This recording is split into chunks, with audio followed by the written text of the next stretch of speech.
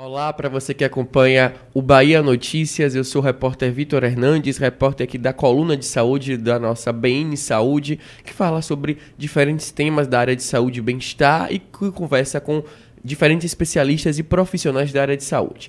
Hoje, para a nossa entrevista do mês de maio, eu tenho o prazer aqui de receber o doutor Roberto Rossi Neto, que ele é urologista conhecido como Uro Rossi. Doutor, muito obrigado por ter aceitado o nosso convite para bater esse papo com a gente, por ter vindo aqui na nossa redação, no nosso estúdio, para essa entrevista. Eu queria que o senhor começasse a se apresentando para os nossos leitores aqui do Bahia Notícias. Quem é o doutor Uro Rossi?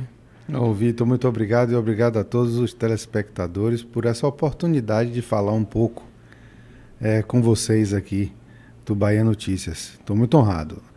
Na verdade, eu sou o Roberto, né? Eu sou nascido aqui em Salvador, eu estudei aqui minha vida toda, fiz a faculdade na Universidade Federal da Bahia, fiz a minha especialização em cirurgia geral aqui no nosso Hospital Roberto Santos, que ainda é uma grande referência para todos os que começam a vida na medicina.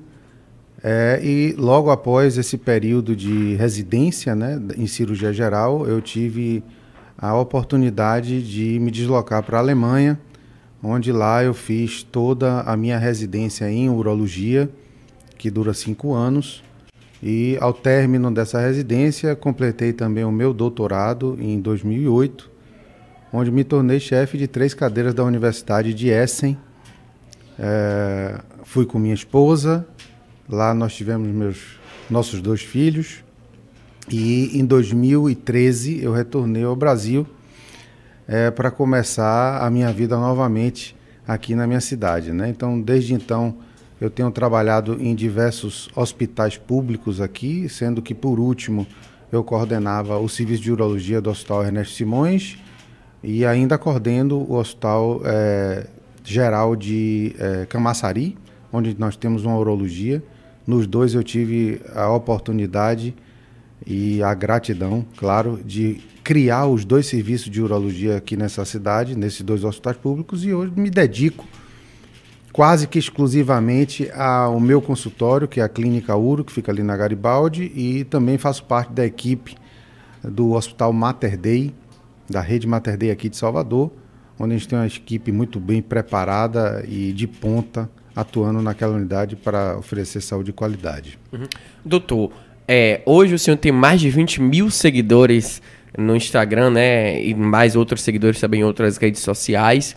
E o senhor tem trabalhado muito essa questão de produzir conteúdos mais descontraídos, conteúdos mais leves. Eu queria que o senhor falasse como que começou esses conteúdos, né, o que levou o senhor a produzir esse tipo de conteúdo para falar sobre a questão da saúde masculina e quanto tempo mais ou menos o senhor produz esses conteúdos, né? Foi inspirado em quem mais ou menos? Como é que surgiu essa ideia? Eu acho que essa ideia surgiu da minha preocupação com a prevenção do câncer de próstata. Então, eu acho que o primeiro vídeo da gente foi no mês de novembro, onde a gente criou o vídeo que fala do toque retal, né? Tenta desmistificar esse toque retal, tão famigerado toque retal. Mas é daí que começou essa trajetória. Eu acredito que a gente está fazendo mais de 1 ano que a gente começou isso. E o retorno da população, das pessoas que começaram a ver meus vídeos, é que realmente me animaram a continuar a produzir o conteúdo dessa maneira um pouco irreverente, para tentar desmistificar os principais assuntos ligados à urologia para os homens, mas também para as mulheres. Uhum. Entendi. Hoje, dentro da realidade que o senhor vive, dentro desses conteúdos que o senhor produz, tem tido algum retorno, tanto na questão do consultório, na questão dos atendimentos, como na questão também do conteúdo do senhor? Tem atingido um certo público? Tem cumprido esse objetivo que o senhor falou?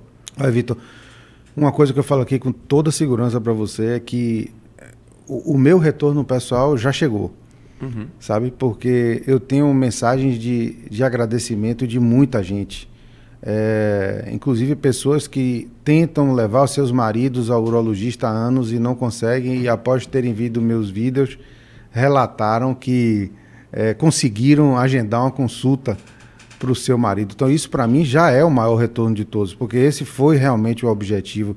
Eu nunca tive o objetivo de aumentar volume de pacientes. Isso é um objetivo secundário, claro, eu não vou ser hipócrita para dizer que não. Sim. Mas não é o primordial. O meu primordial é realmente levar essa informação. E esse retorno já veio.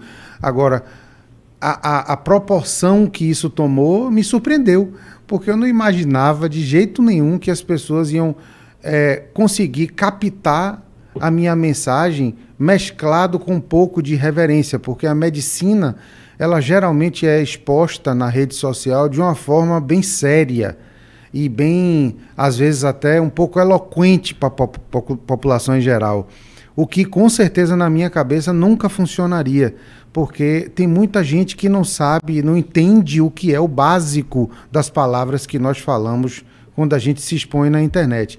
Então, eu tentei trazer a coisa da maneira mais simples, mais corriqueira, mais coloquial, para poder, junto com esse momento de distração, conseguir passar a minha mensagem e trazer informação para a população em geral. Eu acredito que sim, que eu encontrei um bom caminho para poder ter o retorno que eu queria. E é claro, aos poucos a gente vai sentindo que o nosso nome fica um pouco mais na ponta da língua das pessoas, e com isso se a gente torna referência também, né? Pois é, você termina ajudando mais gente, né? Impreterivelmente. Agora, doutor, sobre essa questão dos conteúdos mais leves, e durante o atendimento também do Dr. Rossi é aquele atendimento mais leve, mais descontraído. Como é mais ou menos que o paciente se sente? Ele também já chega dentro de um contexto mais divertido, digamos assim? Olha, eu acho que tem situações e tem situações. Vitor, às vezes chega o paciente lá que já tem um diagnóstico, né? Um diagnóstico que não é um diagnóstico agradável, nem legal de se ter. Então, quando esse paciente já chega com um diagnóstico assim, você sente como é que está a energia desse paciente. E sua abordagem com ele certamente é de forma diferente, é um pouco mais séria. Ele já vai tratar dos fatos, vai vir a preocupação toda emocional do paciente com relação à doença, principalmente quando é câncer, né? Mas a grande maioria das vezes, parceiro, eu tento fazer com que o paciente se sinta em casa no meu consultório, sabe? Como se estivesse me encontrando num barzinho para bater um papo e a gente falar de algo muito importante que a gente precisava falar há muito tempo e não tinha tido a oportunidade, que é a saúde dele. O senhor até falou, né, casos de esposas que têm conseguido levar os seus maridos que não cuidavam da saúde. De fato, tem ajudado também essa questão desses tipos de conteúdos, esses conteúdos mais leves, assim, a desconstruir esse padrão, desconstruir e desmistificar também nesses padrões que a sociedade acabou colocando, né, acabou impondo no cuidado da saúde masculina, principalmente na saúde sexual também do homem? Olha, eu não tenho dúvida nenhuma. Na verdade, eu até já disse em um vídeo meu da minha gratidão às esposas e mulheres desses homens, porque eu acredito que 50% só vá ao urologista porque a mulher impõe ele aí. Porque se fosse depender do homem, ele só ia quando estivesse na última gota da resistência, entendeu? Então, eu acredito que eu também consegui atingir essas mulheres para poder me utilizarem como uma ponte de tranquilizar o seu marido, seu esposo, seu parceiro, o que quer que seja, para mostrar que o urologista não é um bicho de 7 cabeças, né? Que você pode ir lá, que você vai bater um papo com o urologista, tem coisa interessante que ele pode falar.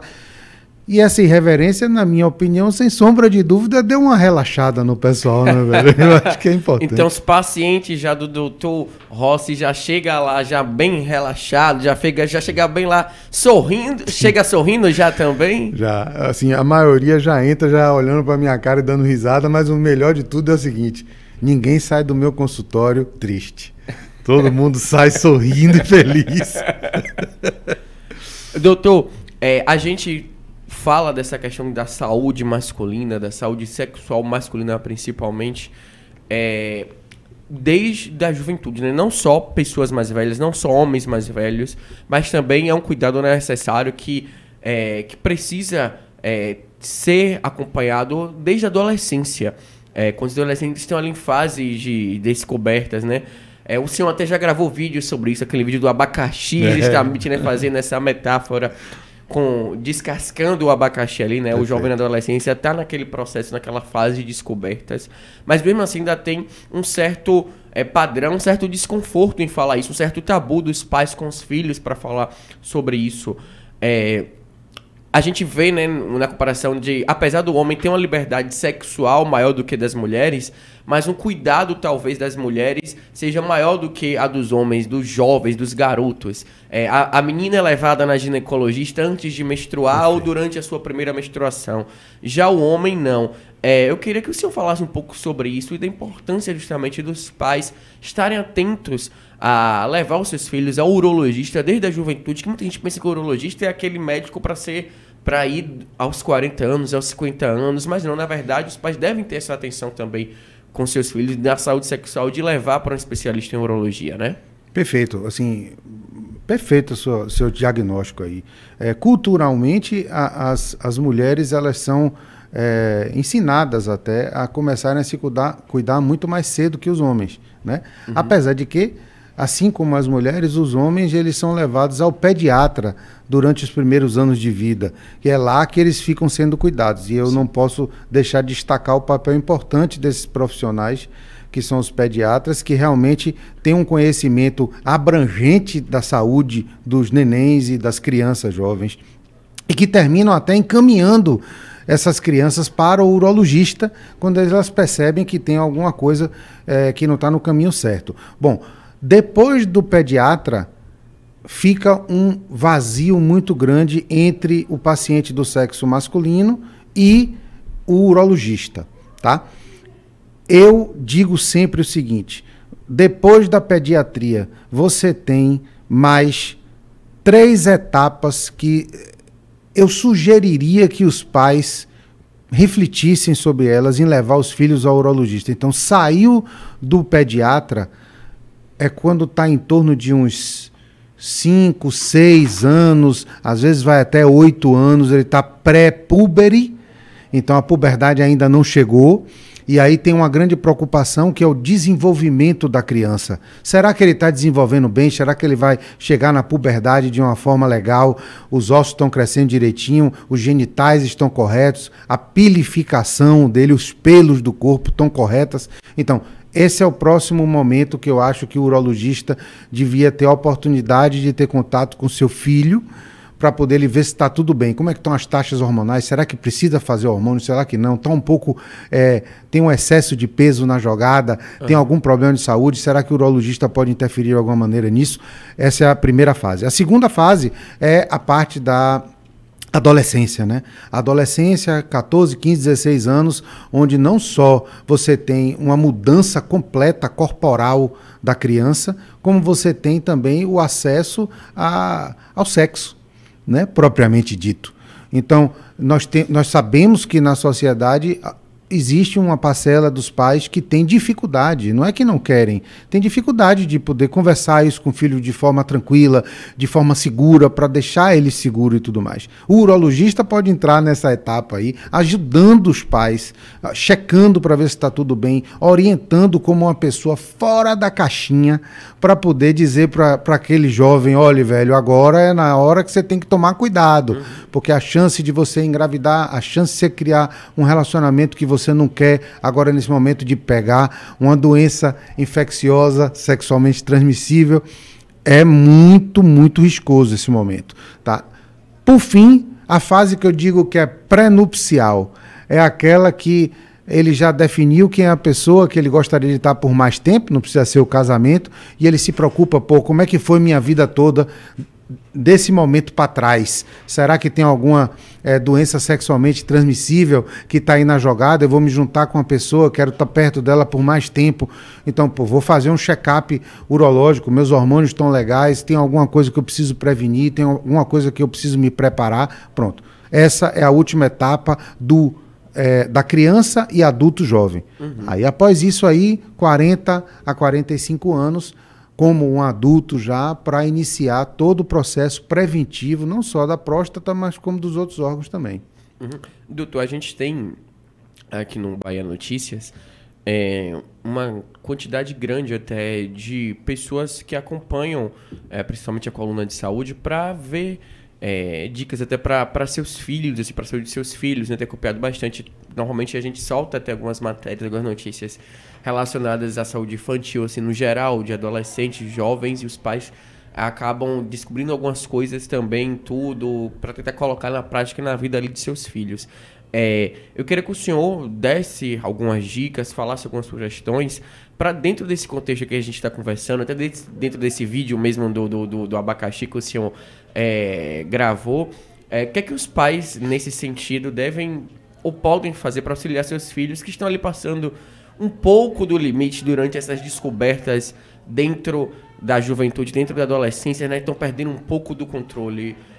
O que é que pode ser feito além desse cuidado, além desse tratamento junto com algum especialista? Rapaz, Vitor,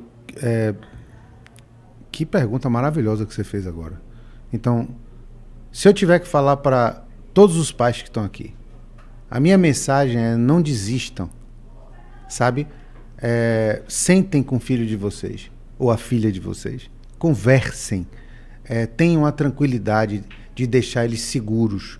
Eu sei que eles vão virar para vocês e vão dizer: ah, mãe, tá bom, tá, eu tô ouvindo, eu tô entendendo. Eles vão tentar divergir, mas insistam, porque vocês são a referência dessas crianças. Não pode ser mais ninguém mais a não ser vocês.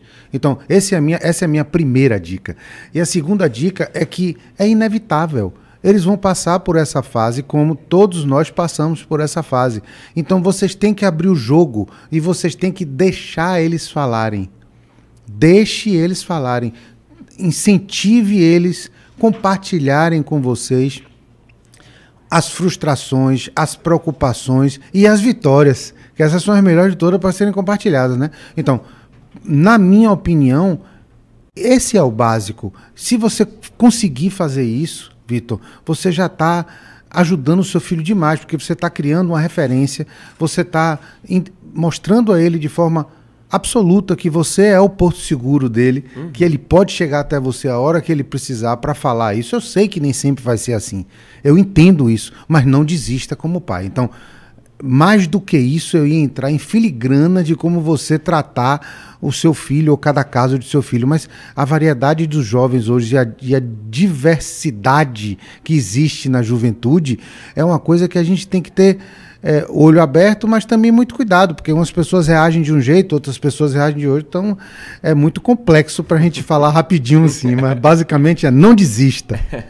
Agora, doutor, eu queria que o senhor falasse, dentro da realidade do contexto que o senhor vive nos atendimentos, na sua clínica, no hospital também, sobre a procura dos homens, a procura de pacientes para tratar, para ser atendido por algum urologista, na verdade, né?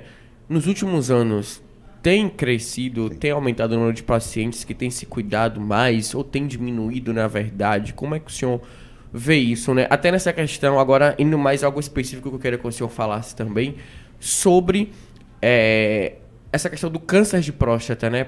Homens têm feito mais o exame do toque, praticamente têm procurado mais os médicos urologistas para fazer esse exame, para ver se tem alguma questão relacionada ao câncer de próstata? Então vamos lá, vou dividir em duas partes rápidas. A primeira é o seguinte: parabéns, rapaziada, vocês têm me surpreendido de verdade.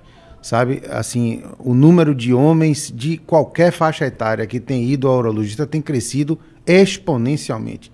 E isso é uma coisa fantástica para a saúde de vocês. Então, realmente isso tem acontecido. Se eu pegar os 13 anos que eu estou aqui, a diferença é absurda, né? Principalmente nos mais jovens. Os mais jovens estão indo se cuidar mais precocemente do que as gerações anteriores. Então, as gerações anteriores deixavam muito para mais tarde, para quando houvesse algum desconforto, algum incômodo para poder isso acontecer.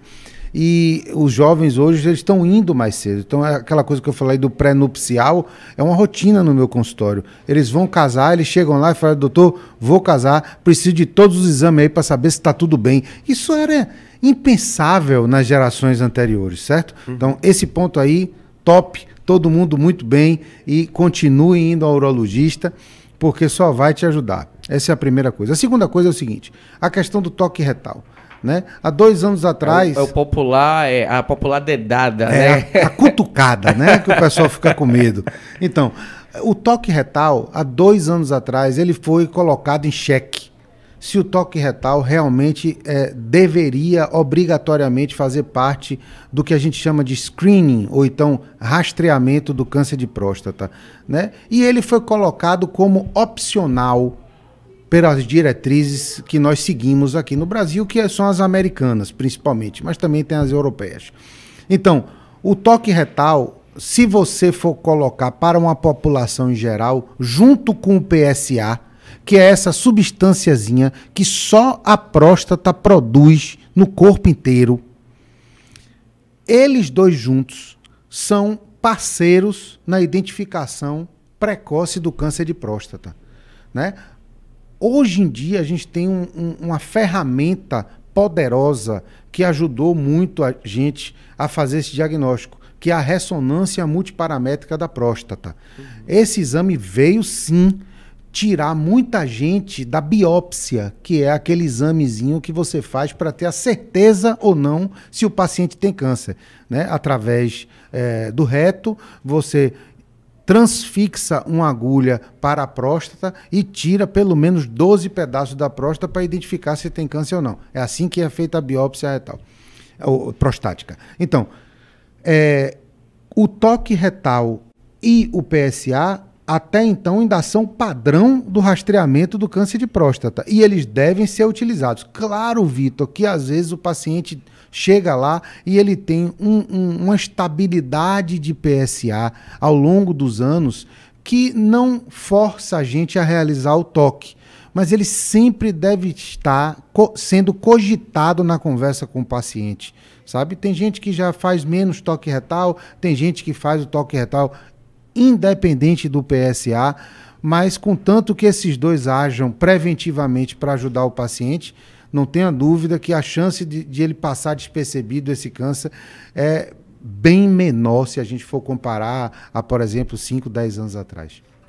Agora, doutor, não querendo aqui falar, ou não querendo aqui sugerir ou apoiar quem fica com medo de fazer o exame do toque, ou então querer incentivar a pessoa a não fazer...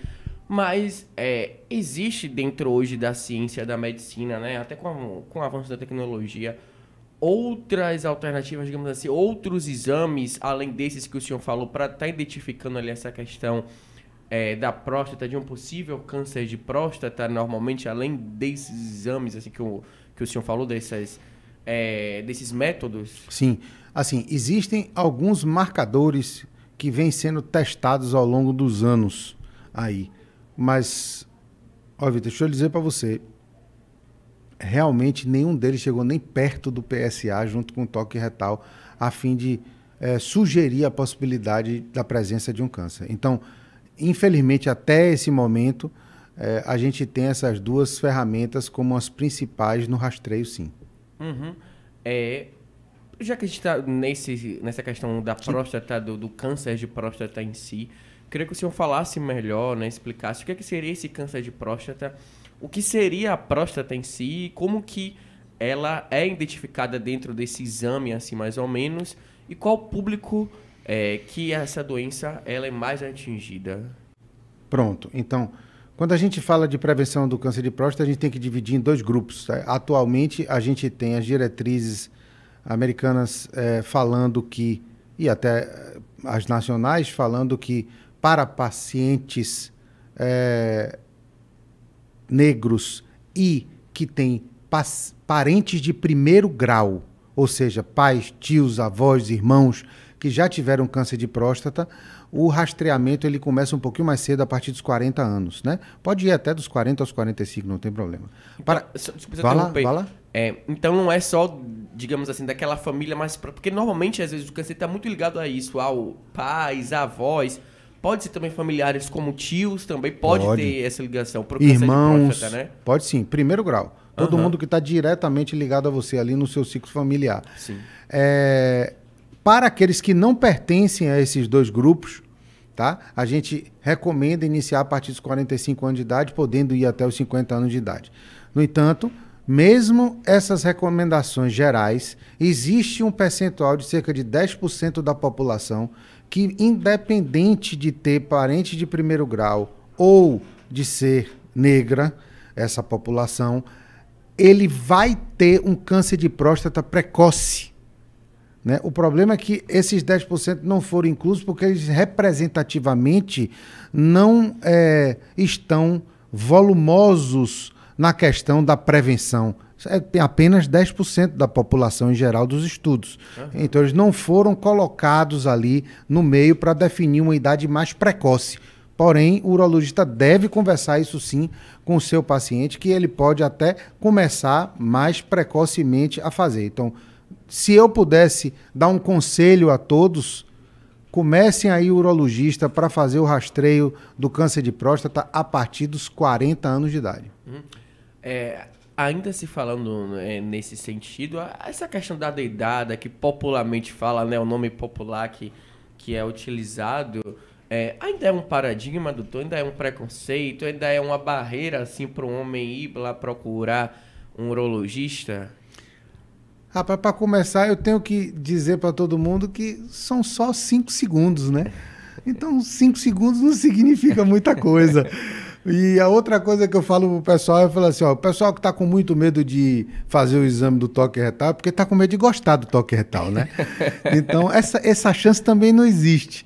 Na verdade, parceiro, eu acho que isso é um tabu que foi criado, né, pela sociedade, e que é papel nosso, como profissionais da área de saúde, todos nós, né, enfermeiros, técnicos, qualquer especialidade, psicólogos, principalmente, psiquiatras, ajudar a população nesse sentido, porque a gente sabe que o que salva a vida é a prevenção. Uhum. Não é você pegar o bonde já andando, é você interceptar o trem antes dele ligar o motor. Então, acho que todo mundo deveria entender que é um exame como outro qualquer e que não tem nenhum apego emocional associado a esse exame. A gente faz o exame, a gente identifica, e se a gente tiver que fazer algum outro exame para complementar e ter a certeza de que não tem nada e dar essa tranquilidade para o paciente, a gente vai fazer. Então, o toque retal termina sendo, bicho, uma coisa muito secundária e que é esquecida, né? Você só volta a lembrar um ano depois.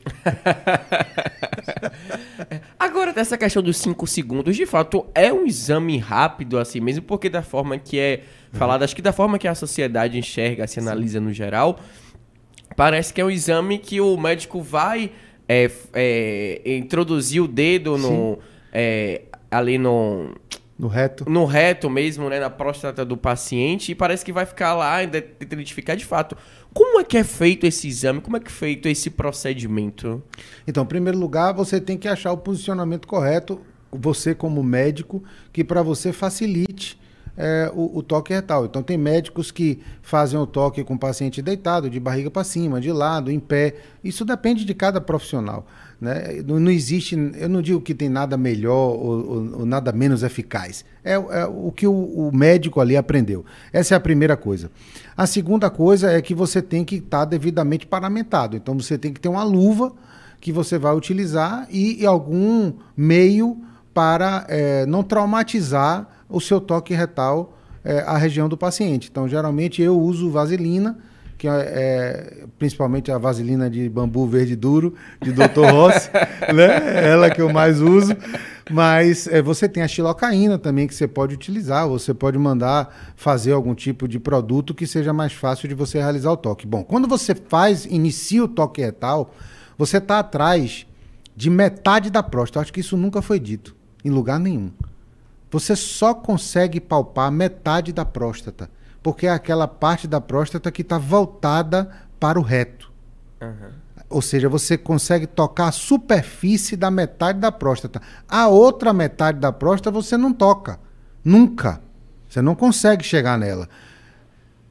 Por sorte, 90% dos tumores da próstata são nessa área palpável. Senão a gente ia perder muita coisa na prevenção. Então, o que é que a gente procura? Achou a próstata, A gente vai, que ela tem um formatozinho de coração, para quem não sabe, é a coisa mais linda que tem. E você vai analisar a superfície dela e a consistência dela. Então, se na superfície você tem algum ponto de endurecimento que seja suspeito, né? Uma cabecinha de alfinete, como dizia minha avó, é mais ou menos isso que a gente sente. Às vezes a gente sente uma coisa maior, porque a lesão pode estar mais espalhada na próstata, já é uma lesão mais avançada. E você sente também a consistência da próstata, que é uma consistência mais endurecida. Fibroelástica, que a gente chama. Ou seja, como se você pegasse uma borracha, apertasse e ela desse uma resistênciazinha de retorno. É mais ou menos essa a sensação. E a partir daí, você vai analisando toda a superfície da próstata. Dura 5 segundos sempre? Não. Claro que não. Se você estiver no início de sua carreira, a necessidade que você vai ter de analisar a próstata de forma mais, digamos assim, precisa, é maior. Mas se você já fez muito toque retal, tem uma experiência grande de fazer esse exame, por volta de 5 segundos, com certeza é o suficiente para você entender o que é que está acontecendo lá na próstata. Então a dica é para ir para médicos experientes, com mais tempo de carreira, que o exame dura um pouco mais rápido até? Não. Assim, se você não se incomodar que dure mais um pouquinho, pode ir para uma pessoa que está bem informada e que é um médico legal e que tem boas referências. Não tem por que você não ir, não. De jeito nenhum, rapaz. Agora, doutor, a gente vive num momento hoje, trazendo para o nosso contexto atual, que a gente tem visto aí uma crescente na questão de procedimentos na região do pênis, principalmente assim entre pessoas mais jovens até. Antigamente eu lembro que acontecia muito de pessoas mais velhas por algum problema, ou então por questão de idade mesmo, doença, realizar algum procedimento no pênis por conta de não conseguir ter uma vida sexual assim ativa. A gente está vendo isso hoje meio que na contramão. A gente está vendo jovens hoje passando por alguns procedimentos, algumas cirurgias. Hoje a gente se fala muito em harmonização peniana até, né? Ou então procedimentos para aumentar o tamanho do pênis. Se fala muito que os homens chegam a uma determinada idade onde o tamanho do órgão não aumenta mais, né? Não modifica, nem aumenta, nem diminua mais. Eu queria que o senhor falasse sobre a indicação desses procedimentos. Esses procedimentos são perigosos? Eles possuem indicação para serem feitos? Essa questão da harmonização peniana, por exemplo, de fato é mais pela questão estética ou uma questão de necessidade mesmo? É de saúde também essa questão ou é, por exemplo, mais pela própria beleza, algo nesse sentido? Olha, duas coisas que eu acho que são importantes. A primeira coisa, a gente tem que entender que a gente nasce na perfeição do nosso Criador. Sim. E essa consciência a gente tem que ter. Então, a gente tem que ter a consciência de que a gente do que o nosso corpo significa para a gente.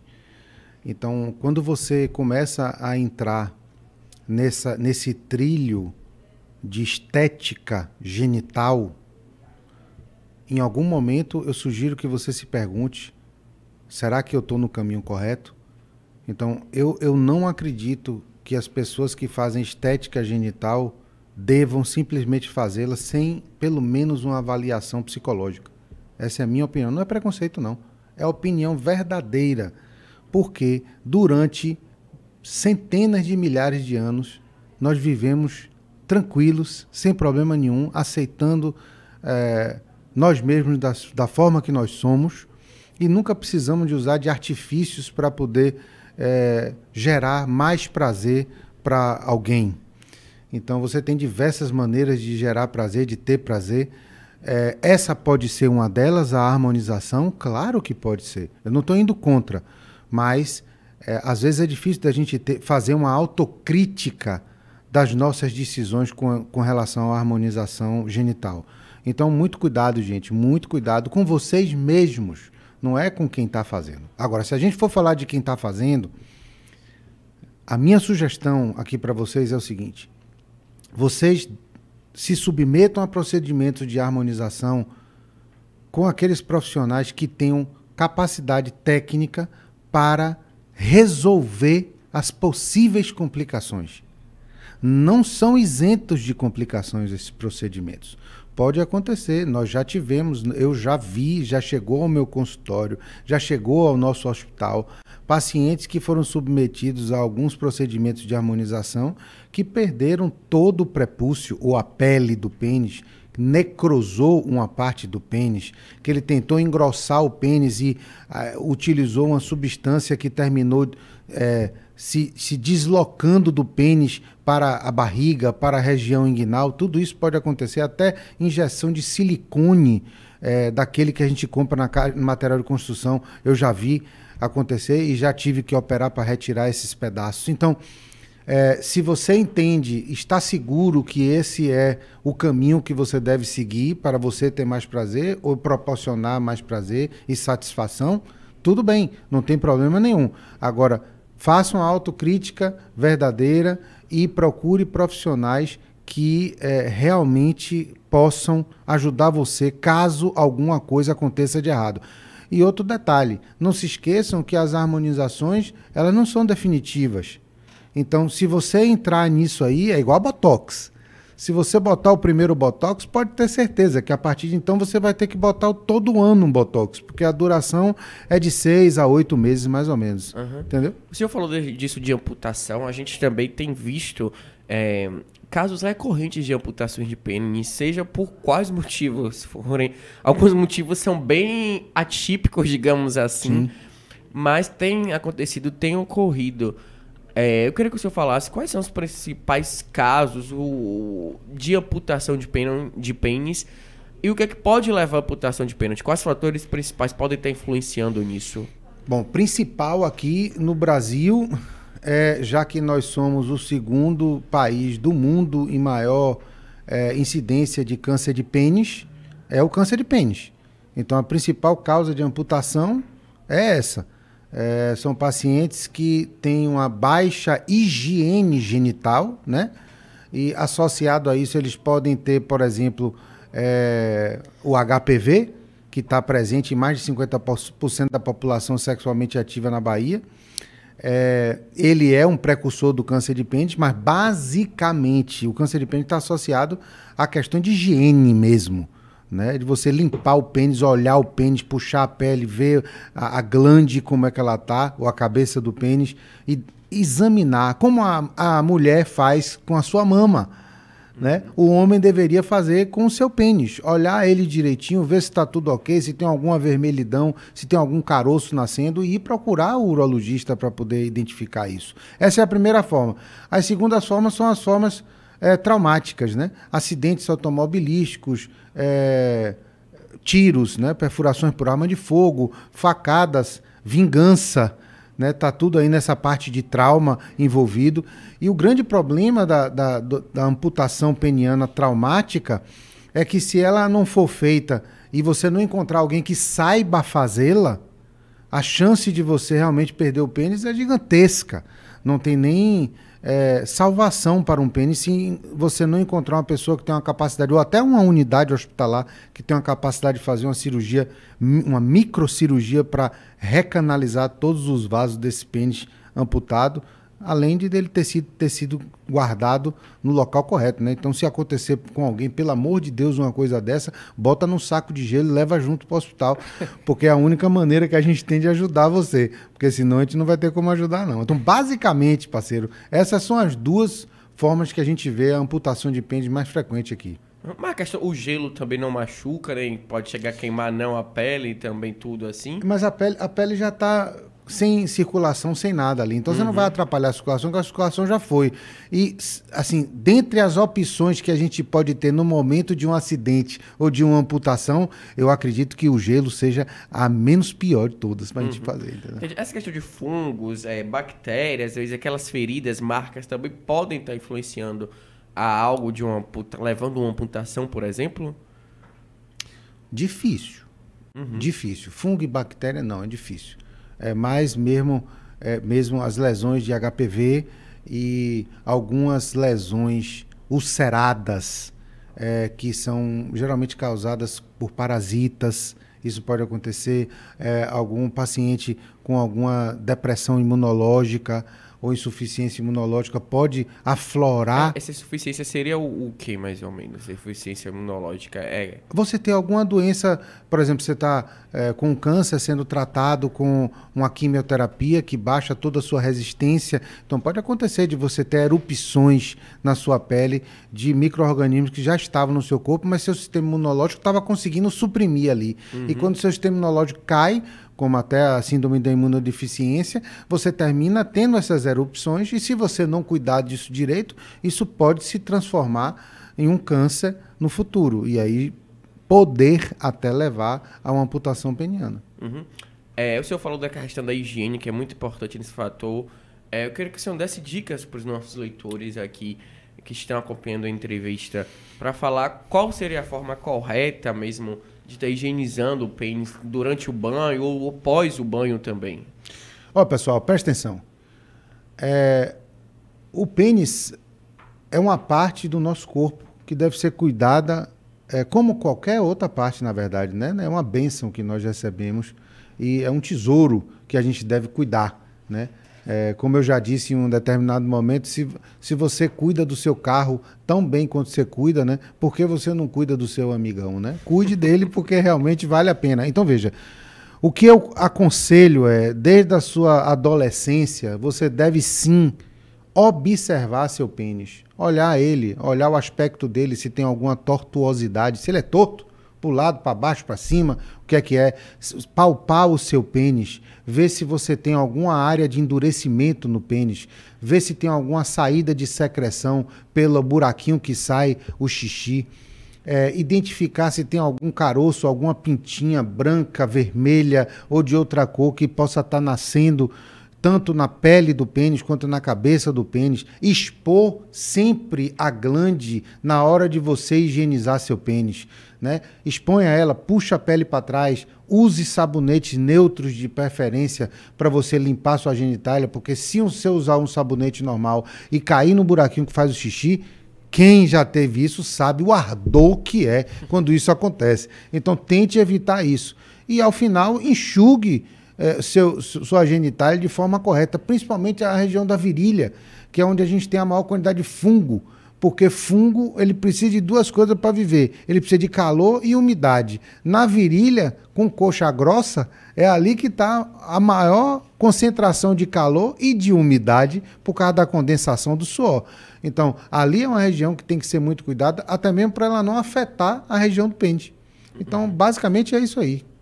Doutor, a gente vai caminhando aqui para o final da nossa entrevista, do nosso bate-papo, mas eu queria ainda tratar com o senhor dessa questão do contexto que a gente vive hoje, com a ascensão das redes sociais também. A gente tem visto alguns influenciadores, produtores de conteúdos, né, blogueiros, incentivando, comentando sobre vida sexual, sobre saúde sexual masculina, e até incentivando também ao uso de medicamentos ou de procedimentos também, né? Alguns medicamentos como o próprio Tadalafila, que está aí a rodo, aí está uma ascensão grande, sendo bastante discutido, procurado.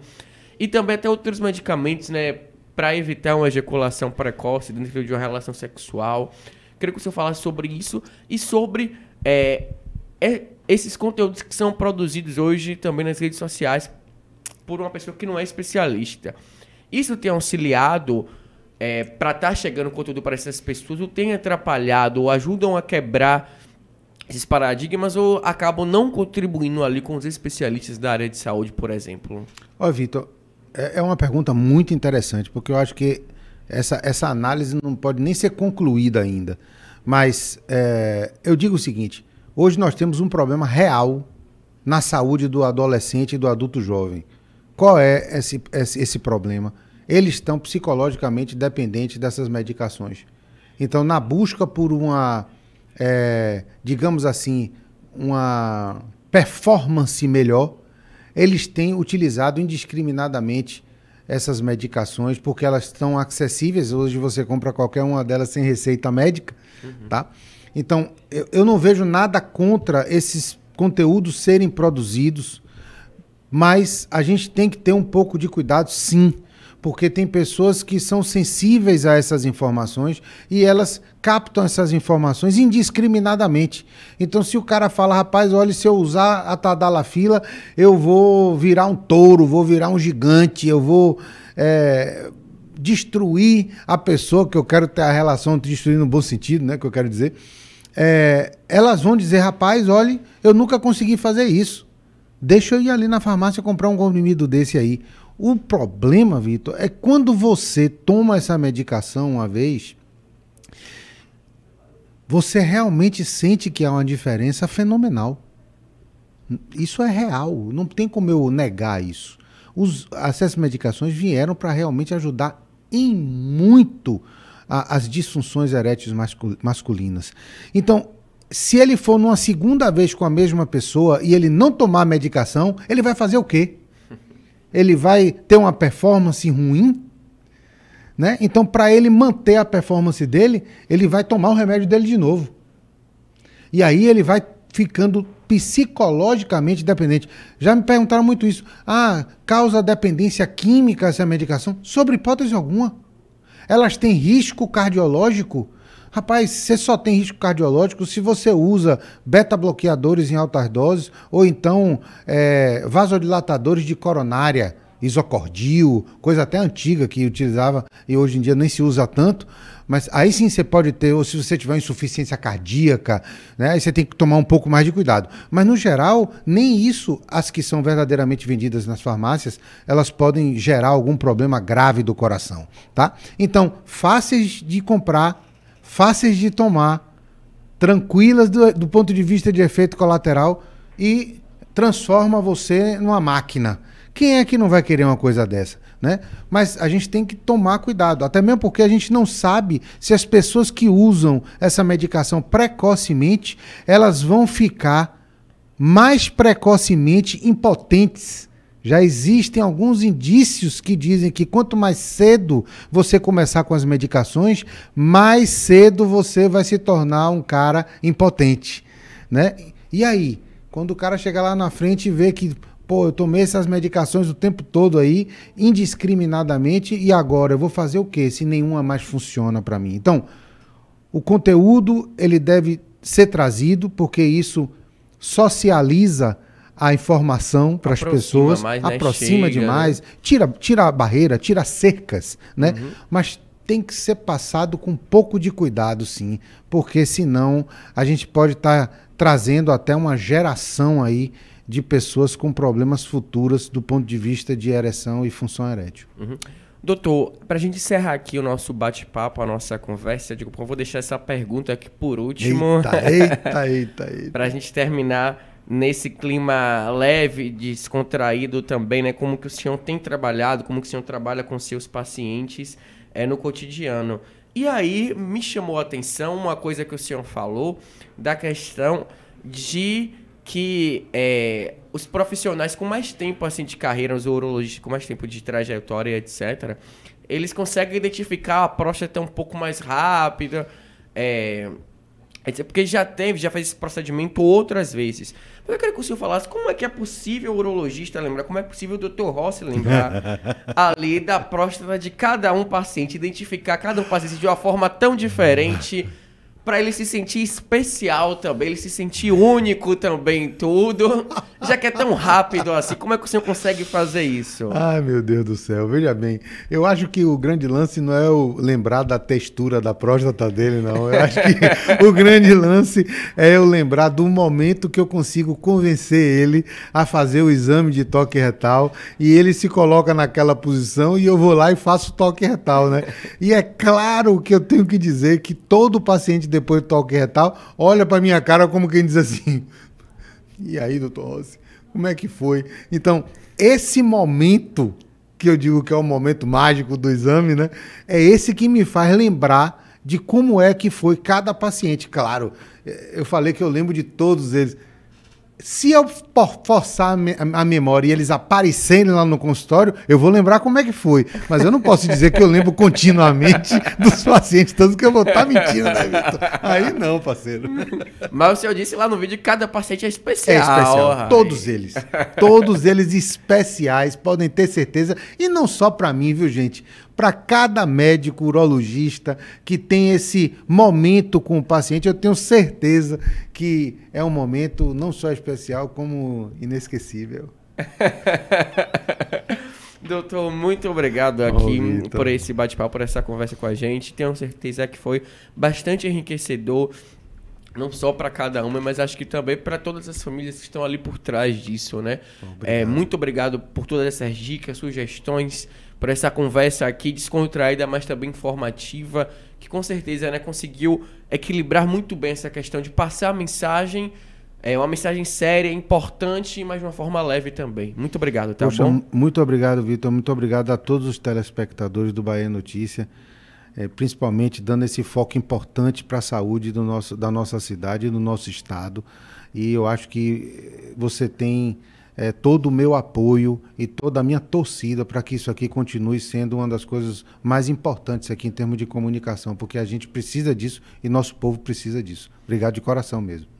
Obrigado, doutor. Obrigado a você também, leitor do Bahia Notícias, que acompanhou aqui a nossa entrevista na coluna de saúde, a nossa BN Saúde, que nesse mês de maio traz entrevista com o Dr. Rossi, urologista. Agradeço pela sua audiência, agradeço por estar acompanhando aqui a gente e espero você na próxima entrevista no próximo mês. Tchau, tchau.